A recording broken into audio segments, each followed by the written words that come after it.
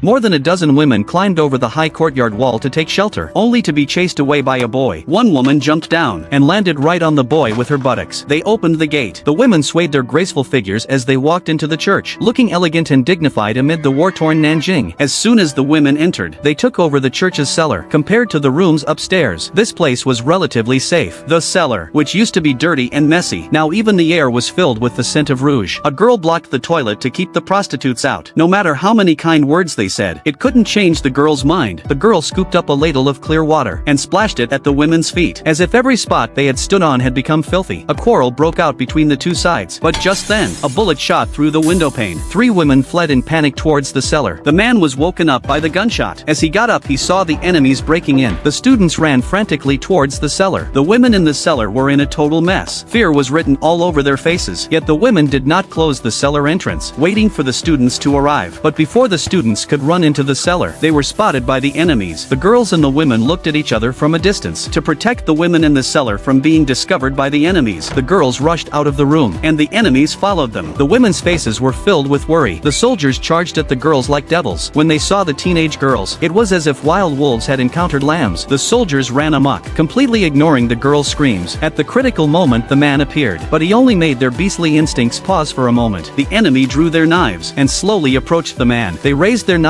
with ferocious looks and swung at the church's flag. Screams filled the church once again, but the man was powerless to stop it. Just then an enemy officer arrived. After learning that the girls were students of the church, he told the girls to sing and ordered them to perform at the victory banquet the next night. Before leaving, the soldiers counted the number of girls carefully. 13 girls, to avoid panicking the children. The man did his best to comfort them. The atmosphere inside the church was extremely oppressive. The man's eyes were also filled with tears, because he knew the girls would face unspeakable suffering. One by one the girls stood up and climbed onto the railing. Outside the door were the enemy soldiers on guard. The women arrived, but did not dare to step forward. For these girls, they had run out of options. Rather than being tortured by the enemies, it would be better to end their lives right there, to preserve their innocence. Seeing several girls climbing onto the railing, everyone became even more flustered. The women quickly said they would go in the girls' place. Under the women's comfort, the children began to waver in their resolve. They pulled the children back from the railing. The women knew full well that going to sing in the girls' stead meant walking to their deaths, but they did not hesitate. They understood what national loyalty meant, and they also knew what the future of their motherland was. With apologies and reluctance, the students brought clothes for the women. When they saw the women laughing and joking, the children also started to laugh. Scissors glided through their hair, cutting off their ties to the mundane world. The women looked at their reflections in the mirror, dressed as students, and they were filled with joy. They laughed and chatted, forgetting about the suffering that was about to come.